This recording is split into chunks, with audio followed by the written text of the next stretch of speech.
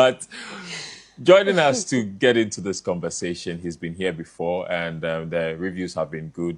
Engineer Dr. Bright Achu Sogbe. He's a governance expert. And hello, sir. How are you doing? Thank you. Thank you for joining us again. Yeah. I was hoping to see your traditional apparel. It's a Togbe too. So yeah. But it looked so good on you the last time you were in the studio. Today, he's going corporate. Ghanaian corporate. But still a touch of... Yeah. The Togbe is always there. How are you doing, sir? I'm okay. Okay, right. So I'm sure, just like the rest of the 33 million Ghanaians, you also received the Attorney General's presentation last week regarding the Constitutional Reviews Committee's report and all recommendations. First impressions, are you impressed with how government has handled the process so far? Well, in terms of duration, yes. Okay. The recommendation itself, no. Okay. There are a lot that need to be reviewed again. Most of which you just mentioned. Right. That is electing district chief executives or metropolitan. No. You don't. It's going to be counterproductive. You know, the whole country as a nation is one constituency when it comes to the presidency. Okay. So we queue to elect one man to oversee over, 276 constituencies, or more around thereabout districts. Yeah. So this man must now freely appoint a person to represent him at the local level without any restriction.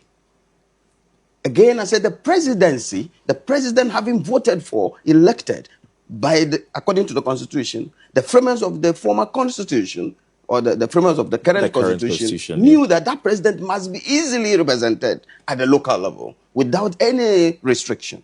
Now, yes, the president will nominate. People will go through vettings and 5 will stand, as it is the case now.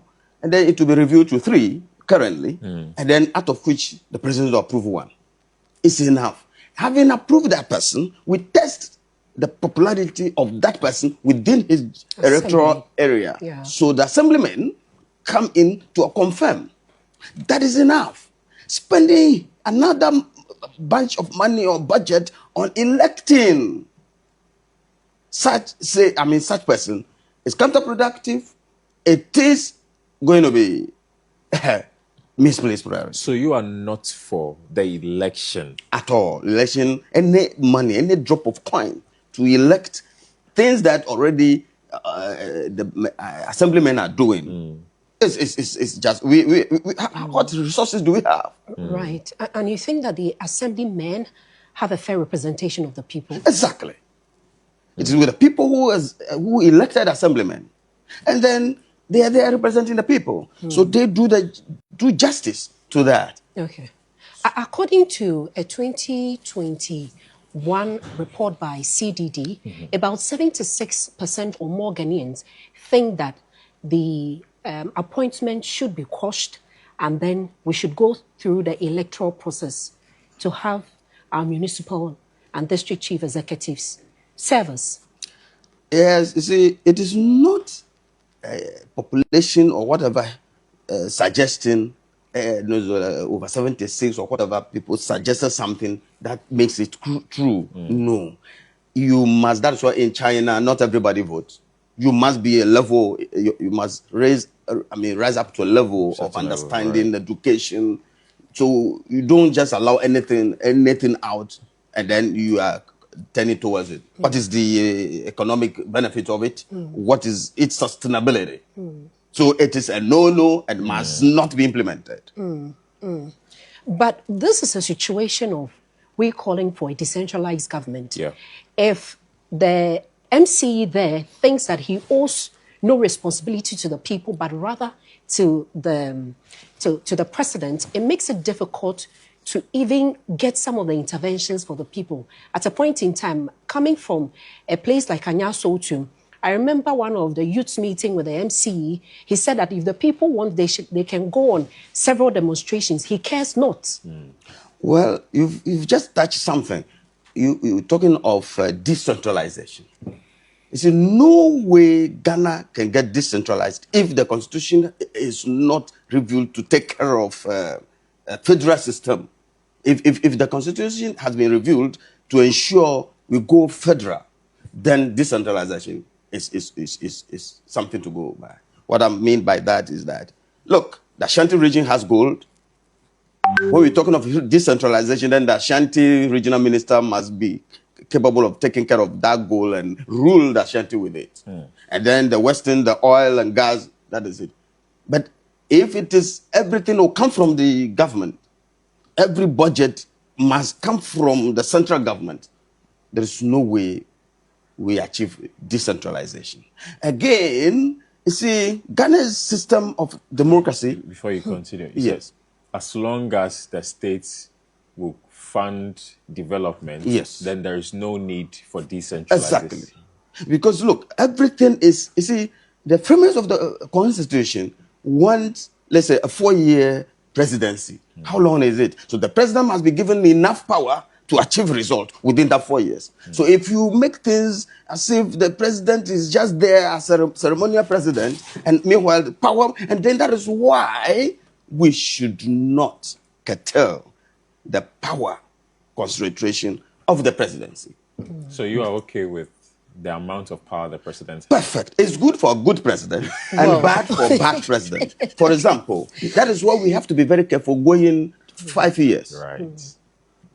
You see, going 5 years is good for a good president like Ibrahim Traore, but it's bad for a bad president like the last president of Ghana we had.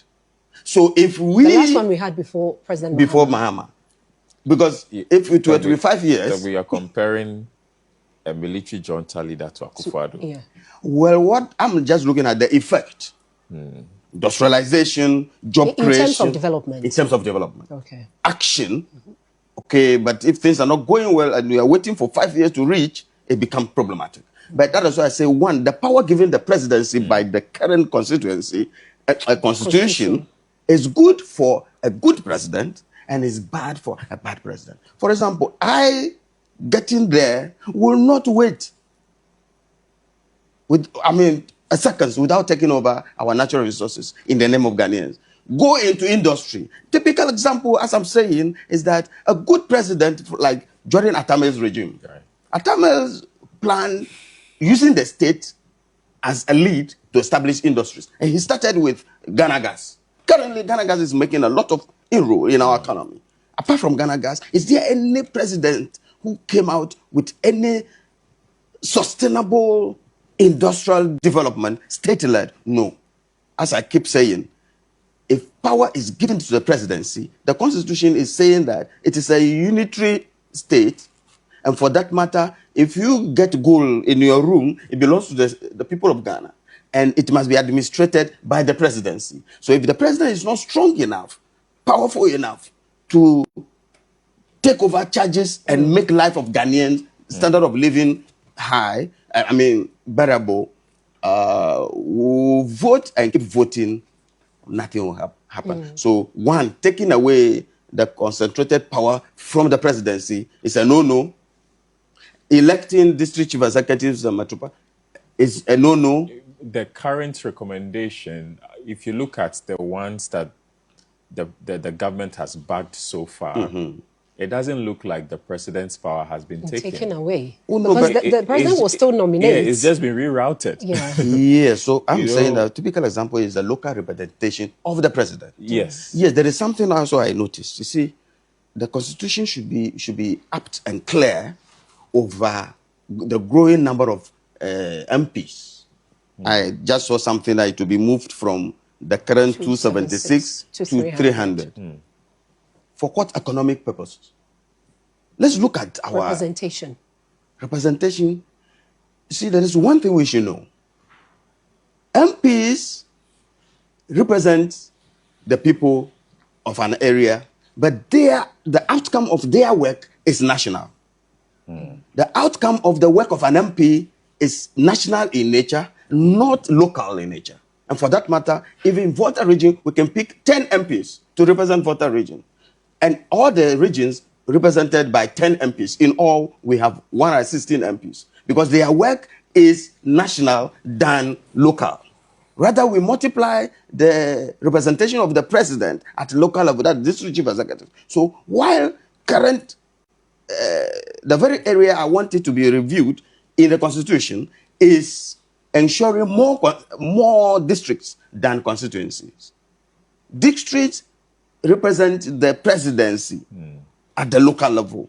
The more population grows, the more districts we should open, and not constituency. We have had an increase in the number of districts at least between 2017 and 2020 under the previous regime, and currently, according to the same Constitutional Review Committee, some of these districts shouldn't have been in the first place because they are not economically viable. When you go there today, nothing goes on there, but they have been identified or given, identified as district. Yes. Can I come in now? Been giving money to function. Yes. It is rather the reverse. Constituencies are there, currently established. They are of no use. It is rather districts that we need, not constituencies. Constituencies is political representation. We don't need them. So which of the constituencies do you think that are of no use and we do not need them? So what I mean is that any constituency in this country is of no use. The reason is that the MPs go there, huge amount of money is spent on him. It is him and his family. That's the end. But the MPs also say they are spending. Pardon? The MPs are saying that they are We spending. don't need them. They are not development agents. The district officers, the district chief executives are the development agent. The more district we have and then reduce the number of constituencies, the higher the chance of Ghana becoming a country, for the nation. What then happens to Parliament? Parliament, what exactly does Parliament do that bring incomes to this nation? Already. They go there, the only thing I know is yo. And then after that, they close. Some having fought to win power, that's the end. They don't come to Parliament because they only come to Parliament if there is a tug of war in terms of passing of a bill against the commoner. Then they will be there. People will even, impersonate people just to pass a law, just to, against the citizens. So we don't need much, MPs in our system. Look at the amount spent on them. Now they're going to be 300. Each person per year, how much? As gratia. We don't need them. We need district chief executives that will represent the president. It is like power generated at Akosombo. We have light here because a pole has been transmitted. A line has been transmitted through a pole that we have a light here. So if the power that is generated at Akosombo representing the president, if there is no coordinated effort to transmit the president's power to the people at the local level, we have a concern going forward. But we have seen in several auditing settings where district assemblies are unable to even account for monies that they receive. What happens to them? Yeah, you see, I always say that in administration, come back to the Constitution Review Committee. Some of us are taken aback when the committee does not have representation on people with technical know-how.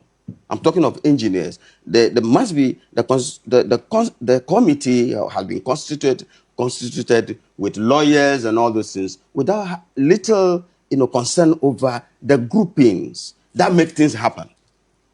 I'm talking of people with technical know-how. So come back to the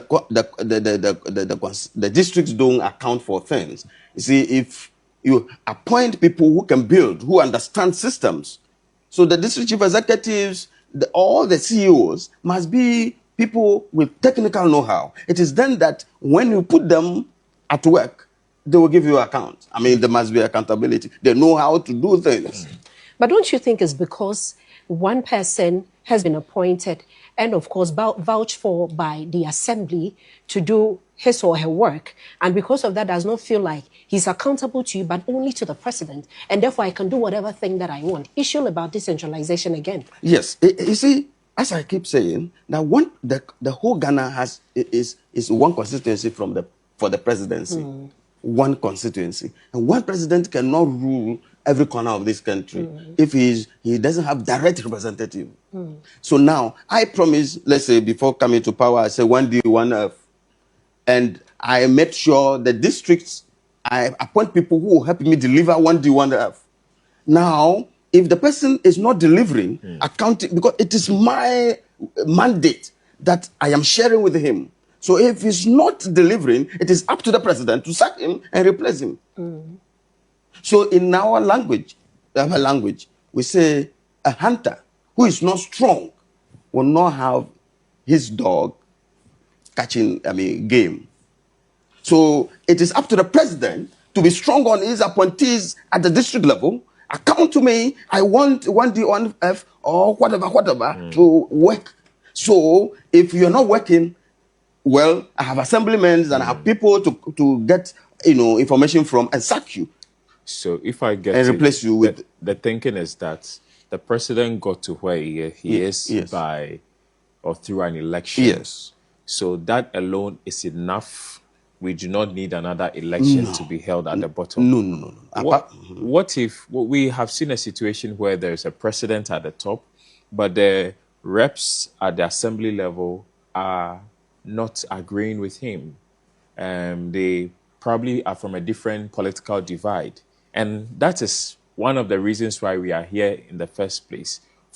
Because what is currently happening is that it is obvious the elections that goes on at the district level, the assembly level, you can tell that this is purely MPP. This is clearly NDC. Why don't we just be honest with ourselves and then let's vote for who is best fit, to govern us locally? And not everybody will have access to the president. Somebody needs to know that truly the person representing me has a certain access, When I know I'm speaking to you as my DC, I know that truly my voice will be heard at the top.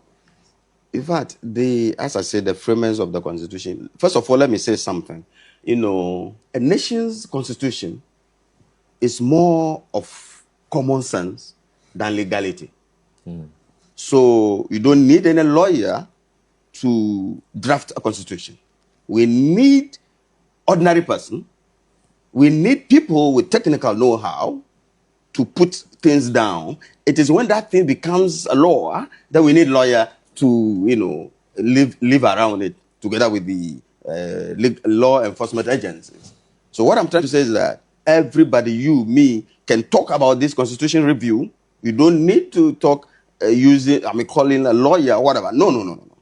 I just want to clear to the listeners that we are here. I am an engineer by profession, and we are doing justice to the Constitution review report. Now, again, I'm saying that the president must be represented without any blockade at the local level.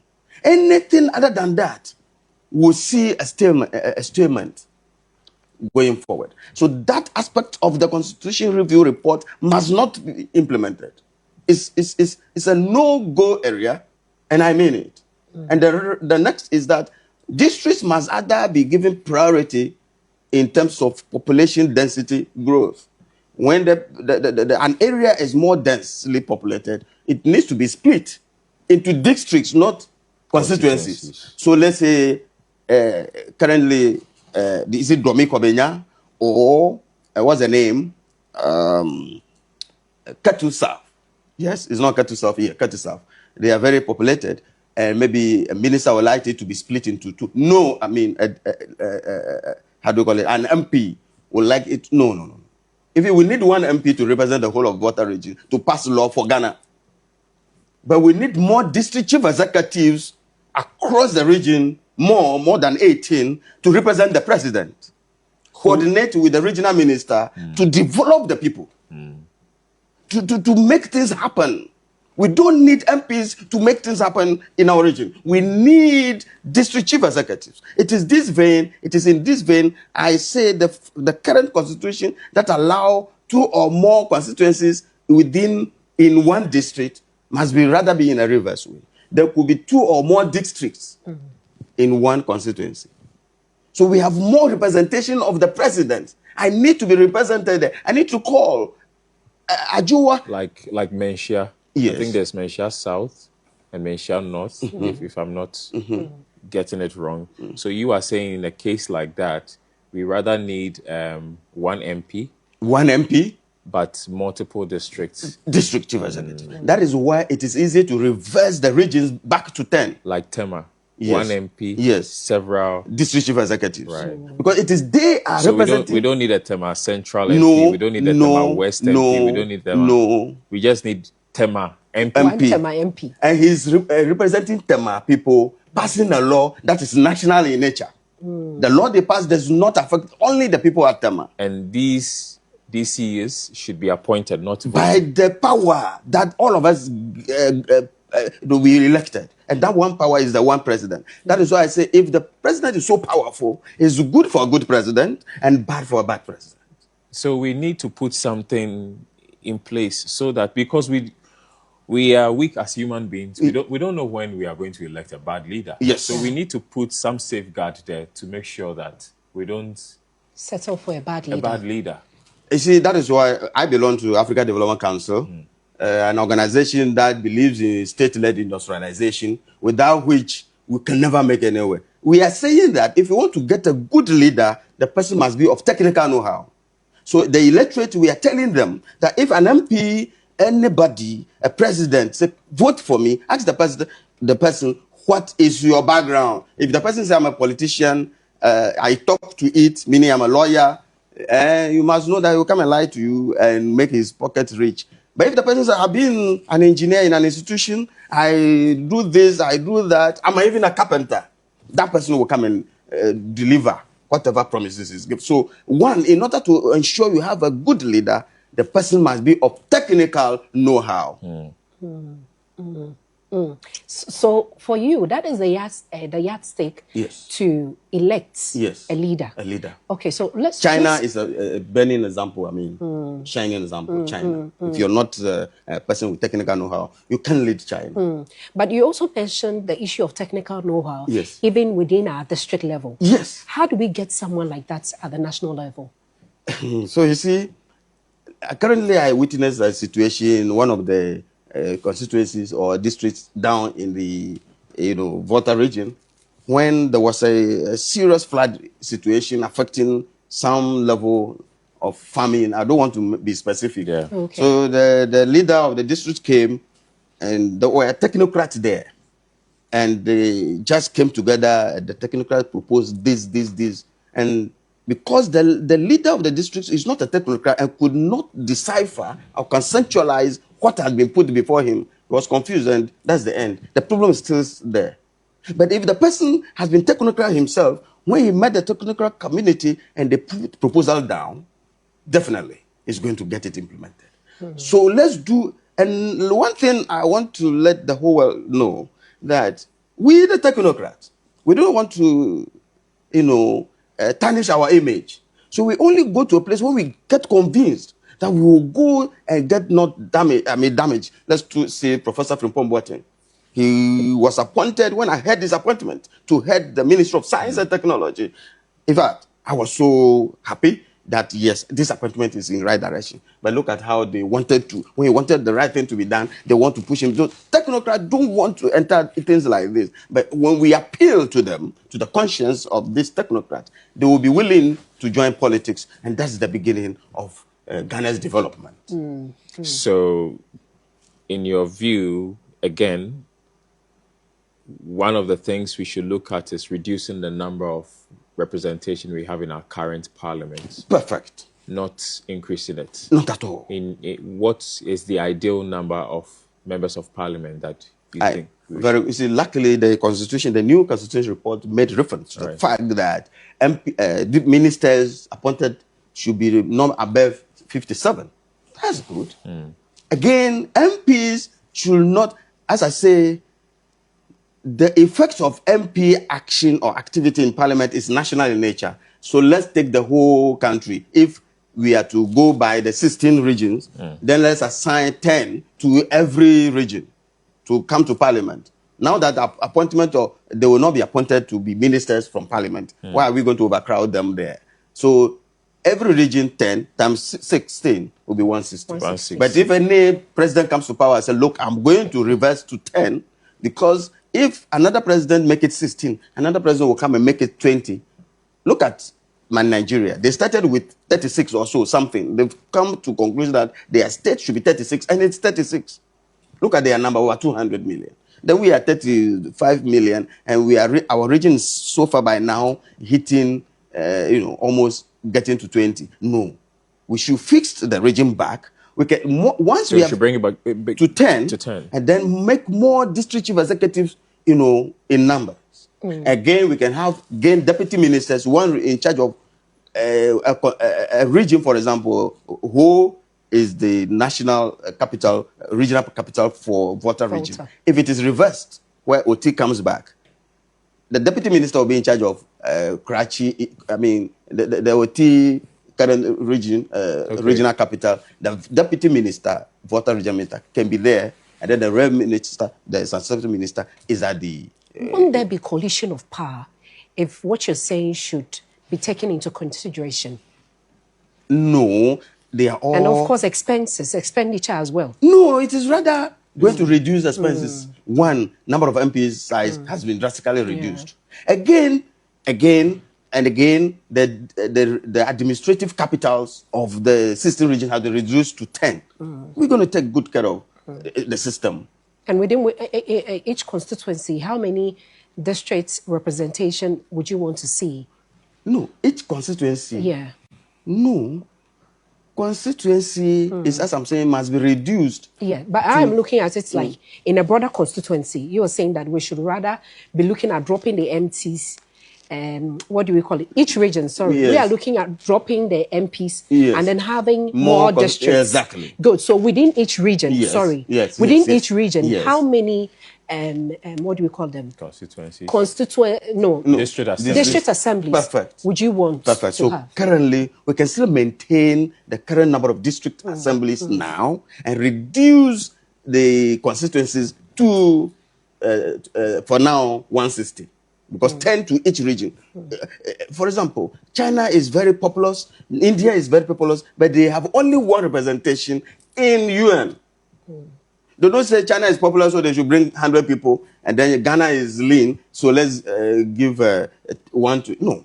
You are equally represented. So Parliament is a place of lawmaking, and nothing else. And its effect is national. And for that matter, we need equal representation across the region. But how do you make that comparison of the international front to the local? Oh, yes. I'm just trying to say that in UN, we need countries' representation in UN. Yeah. It doesn't matter the size of the country, the population of the country. That's what I mean. Yeah. And for that matter, in our parliament, we need regional representation. Is it not because we know that on the African continent, we have another body that oversees operations. And so away from Africa, we can have one rep to identify or represent the broader continent. Okay. So how is that comparison? How do you do that comparison to a state, a country? Okay, so the impulse of my comparison is that currently Ashanti region is big. So they allocated bigger MPs for that region to represent them in parliament. I think next is Greater Accra. So they split them, the number of MPs per the size or geographical or population of the regions. I'm saying that MPs work per their whatever mandate is not local. The effect is not going to apply on the local. National. It is more national. For that matter, if we split, if we give equal representation, somebody says, oh, Ashanti is big, so you should be given more. No. That's why I'm comparing to the UN. Okay. The Ghana, even if we are small in number, we only represent by one person. Okay. If in India, they are bigger in number, but we're represented by one person. Okay. So let's have equal representation across the 16 region, and for that matter, 10. Okay. I want to make this as practical as possible. Yes. By 2016, in the Eastern region, for instance, we had only 21 districts, including municipal and then regular districts. Now, later, after Akufo-Addo came in with Minister Boche, it was later increased to 33 districts. And then, that's what we have. If we are to go with the theory you are proposing this morning, does it mean we should go back to the old numbers? Or No. we should keep the current number of district assemblies? Yes. So you see, the districts are population density dependent. Okay. It doesn't matter the same room. The more we are more populated, the more we get president's representation to handle each of us. Okay. And for that matter, we can still keep to the number. As we grow, we still multiply the districts, but we don't touch the constituencies. Okay. So, but one of the thoughts that led to the current recommendation and eventual approval in the Constitutional Review Committee, and I started with that. Well, that was my first question. Some of the districts, nothing is going on there as created, currently existing. It's literally empty. No economic activity is going on.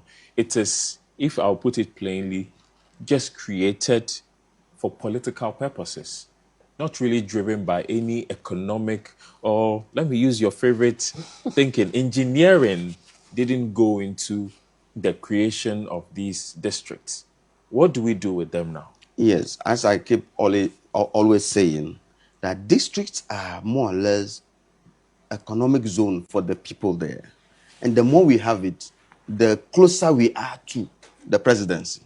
So no district is of no value. Rather, we spend huge amount on MPs who take over everything from the economy, and the districts are left struggling. So now when we reduce the number of MPs, ladies and gentlemen, we're going to now empower the districts, that no matter how small they are, the youth can feel their district chief executive, the president can touch, them, and that is it. Let's reduce the number of MPs. The amount spent on them can now be taken care of, can now reflect on the district. Look, the MPs, the assemblymen are not paid.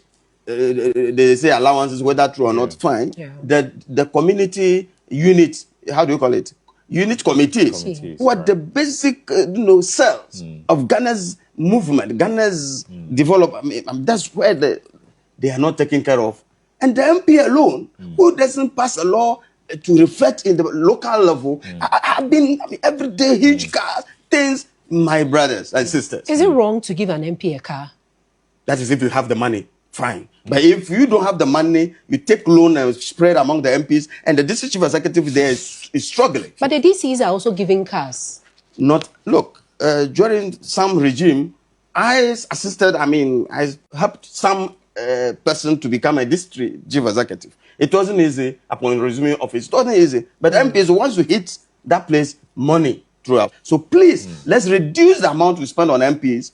Let's reduce the number of the MPs, and then take care of the district chief executive, take care of the assemblymen, take care of the unit committee members. Okay. So if you just joined us, we are just looking at the proposals that the Constitutional Review Committee gave all of us that have received some approval from the president or the government last week, as presented by Dominic Aine, the Attorney General. Engineer Dr. Bright Sogbe is a governance expert, and he's been sharing some thoughts on that so far, and his position is clear. We spend too much on constituencies. We should rather invest in district assemblies. Before, this should be my last set of questions. Do you think that the district assemblies, you hinted already that it should be state-driven? Yes. There are schools of thought, there are arguments that we should leave them to take care of themselves, to generate their own revenue. That will make them more creative. For instance, a municipality like Tema, with the harbour and all of that, shouldn't be taking funding from government again. We should rather concentrate such funding to the district in Leklebi, Likpe, those areas. They have been denied development for a long time. Don't you think so? Well, I love the way you put it. You see, the district must not, once, so long as we run Ghana as a unitary state, the district, each district must be taken care of by the state, by the central government, no matter how decentralized it is. Other than that, we're going to go into a situation where a district will just go, taxing Kelewele sellers, taking, you see, there's something we call property rate. Yeah. It shouldn't be above a certain amount, but now has been quadrupled, jumped. And then just because they want to become financially stable to run the district, it shouldn't be like that. That's why there will be accountability. No, we shouldn't tax to develop. We should use the natural resources we have. Not taxing per se, but creating an environment for economic activity to thrive. That cannot happen if the district has gold and beneath. And that if that gold has been mined, it belongs to the state. Then what is the essence? Then you just be taxing. No. If that gold, now after the gold is within my zone, when I mine it, belongs to the district, I should use it to run the district, perfect. Then we can go. That's where I'm talking about federal system. Okay. If you want to go that way, we have no problem. But as it is now, the gold doesn't belong to the district. It belongs to the presidency. The presidents must sell the gold and give us money to run the district. But then someone wants me to ask you an interesting question. With the way you're going about Parliament capping to about 160, if your people within your constituency wants you to go and then represent them in Parliament, will you not go? Will you not take that opportunity up to serve? That is if the Parliament of Ghana has been downsized and I happen to be, for example, if my people currently has been split into two, we have a Akachi North and a Akachi South. Formerly it was Ave, no constituency. If it has gone back to Ave, no constituency in a way of reducing expenditure on MPs and I qualify to represent them, why not? So as it stands now, if your people want you to go, will you? That is it. Do you get me? He says the current status quo. Yes. No, Eben, let him answer, please. As it stands now, Yes. like now. If your people want you to go and represent them, they are ready to vote for you, will you go? You see, as I'm saying, if it is all about representation, then I see no reason I should go there. But you are a technocrat. Yeah. You have the technical know-how. That's it. Who can contribute to Parliament? Yes. Will you go or not? Oh, I will not refuse going. Yeah. But what I'm trying to say is that let us not spend on MP. Lavishly on MPs, Exactly. but rather invest more into the district assemblies. Exactly. Right. So that will be it for the conversation. Thank you so much, Engineer. It's always a delight speaking to you. Your thoughts are, I want to use the word revolutionary, but I don't know if it will be accepted too well. But that's our show today. Which camera am I using?